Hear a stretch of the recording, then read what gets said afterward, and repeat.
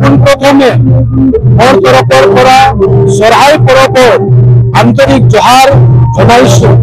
বিশেষকৈ আজি আমি অল ইণ্ডিয়া মাঝি পাৰগানা মানোৱা অসম প্ৰদেশ সমিতি, অল ইণ্ডিয়া সাৰনাধৰম মানোৱা অসম প্ৰদেশ সমিতিৰ উদ্যোগত চিৰাং জিলাৰ ৰঙিকাটা ব্লক অন্তৰ্গত থকা দেওশ্ৰী শান্তিপুৰ আমাৰ যি সাঁওতাল জাতিসকলৰ পূজনীয় স্থান জাহৰপান মাঝিপান এই পথাৰ প্ৰাংগণত চৰহাই মাহা আমি পাতিছো।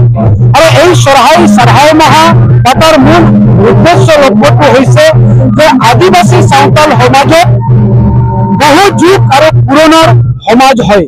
এই পুৰণা যুগৰ সমাজত আমাৰ কলা কৃষ্টি সংস্কৃতি বা আমাৰ পৰপ্ৰবাসত বহুত ধৰণৰ মানে বেলেগ ধৰ্মৰ কিছুমান ৰীতি নীতি সন্মিলিত হৈছে, যাৰ কাৰণে আদিবাসী সাঁওতাল সমাজত থকা সাঁওতালসকলৰ দিনপুঞ্জী অনুসৰি যিটোক আমি দাসাই আৰু চৰহাই মাহ বুলি যিটো হিচাপ কৰোঁ, এই চৰহাই মাহৰ মানে পঞ্চম দিনাখনেই আজি আমি আমাৰ নেতৃত্বত চৰহাইক আদৰিছো।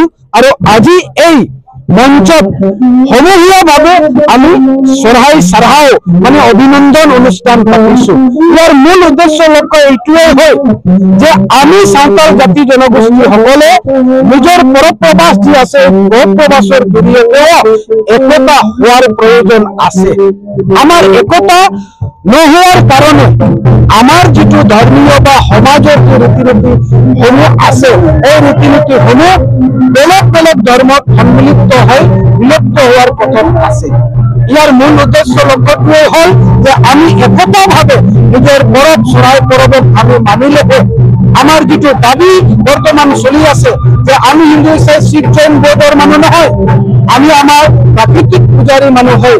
আমাৰ প্ৰাকৃতিক ধৰ্ম যিটো আছে সাৰনা ধৰ্ম, এই কোট আৰু কোট যাতে আমি পাওঁ ইয়াৰ দাবীও চলি আছে।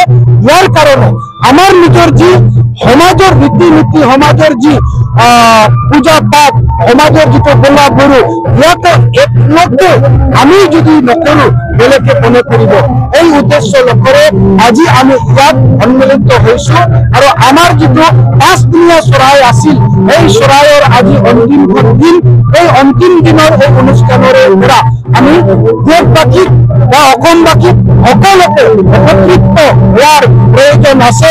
আমাৰ নিজৰ জাতিটোৰ স্বাৰ্থত এইটোকেই কৰিবৰ কাৰণে আজি আমি ইয়াত সন্মিলিত হৈছো।